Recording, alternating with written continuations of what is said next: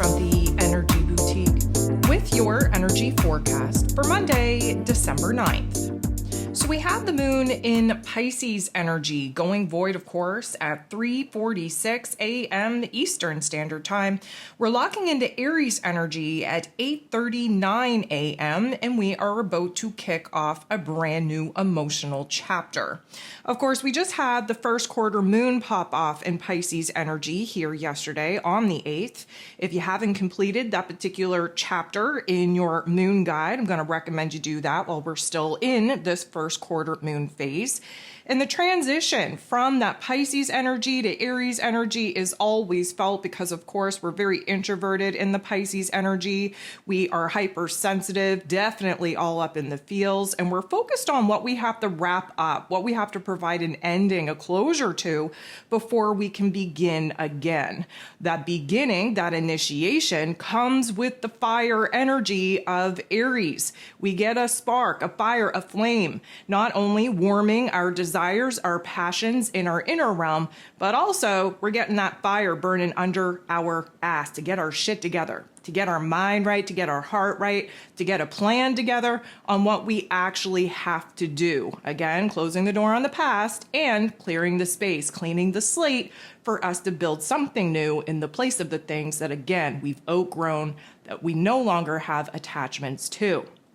So there are 6 different aspects taking place here today. All 6 are going to involve the moon. Mondays are ruled over by the moon, so this is a moon day, a day for emotional refinement and alignment. And after the weekend we just had with all of those back-to-back energy shifts, we could use a little bit of a down day, if you will. It's not necessarily down, meaning down in vibrations. However, the chaos, the swirling, the ups and downs, the highs and lows, we get a little bit of a pause. Take advantage of the pause because things are definitely going to be ramping up as we move through this week and we head towards that full moon in Gemini and Mercury stationing direct just hours later. So again, we have to appreciate the highs, appreciate the lows, and appreciate the days that we are given a little bit of a mini break.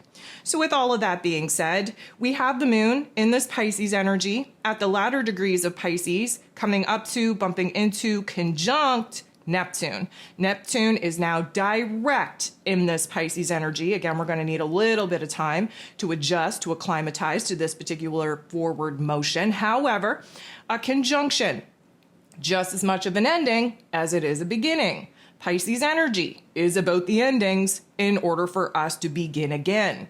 And so Neptune, who rules over our dreams, our intuition, our creativity, our spirituality, all of these mystical things, this is a refreshment, a renewal, if you will, of our soul and spirit, of our faith, of our hopes, of our wishes, of our dreams. And it's a beautiful energy to kind of get lost in. And of course, this is going to be the last aspect that the moon in Pisces is going to make before going void, of course, 3:46 a.m. Eastern Standard Time. We sit in that void until 8:39 a.m., at which time the moon is going to shift into Aries energy. We're going to feel that pep in our step. However, because Mars, who rules over that Aries energy, is retrograde, there's going to be a lot of energy in our inner realm. It would be good to find a healthy outlet for this energy to be released in, meaning let's clean up our homes, let's get organized, let's put things in their place. If you want to engage in physical activity, exercise, whatever the case may be, definitely channel that energy through those particular modalities and outlets. However, just understand that with Mars retrograde, there's still a lot of internalized energy that we're not going to get rid of. There's restlessness, there's ants in our pants. And as long as we can kind of manage that energy, manage that pinball jumping around, scatteredness kind of bouncing off within us, we're going to be okay. The problematic area is when we allow it to manifest as frustration, as anger, as rage, as urgency that we have to do something with it. But again, there's not the proper outlet for this particular energy to be channeled in the external realm. We lock into that Aries energy, 8:39 a.m., 9:22 a.m. The moon in Aries is going to make its very first interaction. It's a positive one with Pluto, the great transformer, who of course is in Aquarius energy. Now, fire energy and air energy, that's the spark. That is the spark of passion, of desire, of creativity that we have to tap into in order to jump into initiation phase, which the moon in Aries always allows us to do. Now, Pluto, he's going to intensify things. That's what he does. He's going to intensify what we can take action on in this present moment to improve our situations, our circumstances, and kind of align us with the possibility of this goal, vision, and dream that the Aquarius energy is pushing us into. Again, we have to conjure it up in our mind's eye, in our heart space before we're going to be able to manifest it. So this is a boss up energy. This is an empowerment energy. We're ready to take charge and take control over the aspects that we actually are given the option and opportunity to have power and control over. 1:34 p.m., so we sit in that energy for quite some time. We have the moon in Aries sextiling, beautiful interaction with Venus, the goddess of love, beauty, worth, pleasure, and money, who is in Aquarius energy. So again, fire and air, we get a spark, we get a flutter, we get a flame to be working with. Where Venus is involved, of course, she's all about her love and her money. And in Aquarius energy, she's looking to create a little bit of a detachment situation and circumstance with our personal relationships so that we can kind of think outside of the box on where we can make changes, where we can make improvements. Now, she is very futuristically focused. She's thinking about what she has the power and control over here in this present moment to change, to alter, to improve, to adjust. That could definitely create long-term happiness, safety, security, stability. So having the moon and Venus be working together is definitely opening up our heart space and our mind space, Aquarius energy, in order for us to kind of think outside of the box on where it is that we can breathe new life into our physical realm, breathe new life, passion, desire, spark, creativity, excitement in the way that we move throughout our day, where our routines are concerned, where our relationships are concerned, and where our finances are concerned as well, really pushing us to see our resources from a different perspective and see our ability to tap into new skills and talents to maybe add to the materialistic financial resources that we are all wanting more of.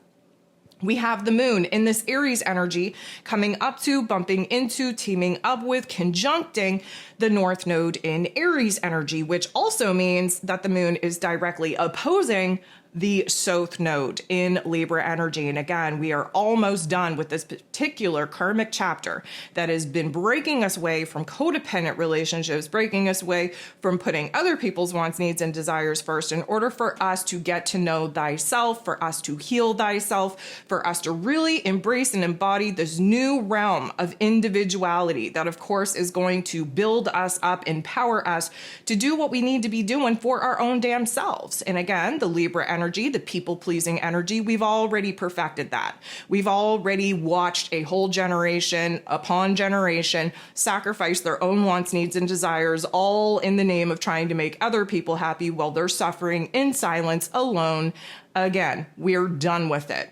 We will be officially done with this particular chapter early 2025. We are going to have another eclipse event on this particular axis before, technically not before, the nodes of the moon shift into the Virgo and Pisces energy early January. We still have a eclipse event on that Aries and Libran axis before we're totally immersed in that Virgo and Pisces karmic chapter for the next 2 years. So we're almost done with this. But anywho, I digress.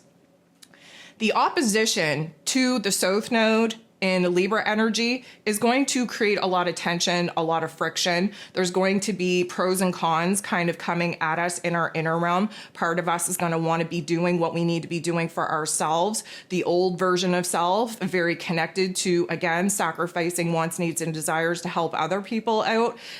There's going to be a pull back to that. So especially where relationships are concerned, you may be having flashbacks of karmic cycles, karmic chapters that, again, have physically come to an end, but karmically speaking, still alive and well because the cords are still very much attached. We're going to be having flashbacks on, again, old topics and themes where relationships are concerned. There's going to be this pull to fall back into what is comfortable, what is familiar, because of course that's where the ego programming reigns supreme, keeping us in a state of paralysis. What we want to do is we want to kind of resist falling back to old patterns and behaviors and thinking about old relationship dynamics. And what we want to do is lean into the Aries energy, clean, fresh start, clean break, individuality, standing in our own power, doing what we need to do to honor our own soul contracts, our own wants, needs, and desires. And so this is going to put us in a situation where, again, we have the option and opportunity to see where we can improve, where we can grow, where we can evolve, where we can expand upon some of the initial foundations and structures that we are trying to build and strengthen and initiate here in the physical realm to help us stand on our own 2 feet without constantly defaulting back into codependency. So this is going to be a good vibe for us as long as you can allow it to manifest in the Aries energy. This is going to show you a new path, a new direction, a new strength in yourself that, again, you can take to further improve upon the changes that you've already made.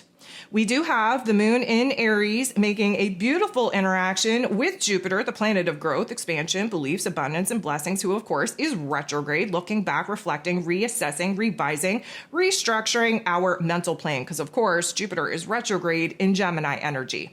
Again, we have Aries energy, a fire sign, Gemini energy, an air sign, creating a spark, creating an aha moment, creating a light bulb moment in our minds by looking back at certain situations and circumstances, tough love life lessons that we're plucking the silver linings out of, that we're able to see where it is that, guess what, we can push the boundaries of our thoughts, of our ideas, of our ability to communicate our wants, needs, and desires. This is a growth chapter.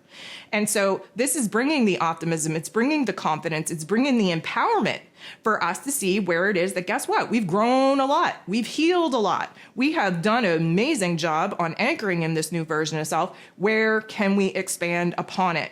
Where can we strengthen it? Where can we grow? Where can we push the boundaries of our comfort zone? The last thing that we have going on here today, 7 p.m., the moon in Aries is going to trine, which is a beautiful interaction, with Mars, who rules over the Aries energy, who is the god of war, who rules over our physical energy, our drive, our passion, our desire, even our anger, who is now retrograde. Again, time out, reassessing things, reanalyzing where time, energy needs to be, focus needs to be directed. We have Mars retrograde in this Leo energy, the heart and soul of the zodiac. So we are trying to get heart aligned. We're trying to realize our passions, our desires, where it is that maybe we've been pushing forward, trying to pursue a path that maybe is a little bit more important to the ego self than the higher self, the soul self, our intuitive self. This is time for us to get realigned with what is important to us, what we really feel called to pursue, and of course, do all of those things. Having this trine means we are dealing with fire on fire energies. We love fire on fire because, first of all, it helps to dry up the heavier emotions. It helps to burn through the cords of attachment to the past. It helps to rejuvenate, regenerate the spark, the fire, the flame, the passion, the desire, the excitement that we are lacking. So this is going to put us in a super good mood because, again, we're having little bits of insight, little bits of glimmer, little bits of, I'm going to say, downloads that are helping us to kind of see what it is that we're moving away from and what it is now that we're excited to pursue. And so this is very intense, very passionate. We are definitely motivated and determined to actually start taking the baby steps, because again, we're not making any major moves right now. They're all baby steps to kind of, again, close the door on the past, what does not deserve our time, energy, and attention anymore, and really solidify a plan and a strategy on what does, how we're going to go about it. When we're gifted with the green light, go ahead to take those big actions and make those big moves in order to, again, kind of slam the door on the past, clear the space, clean the slate for us to be building towards something new.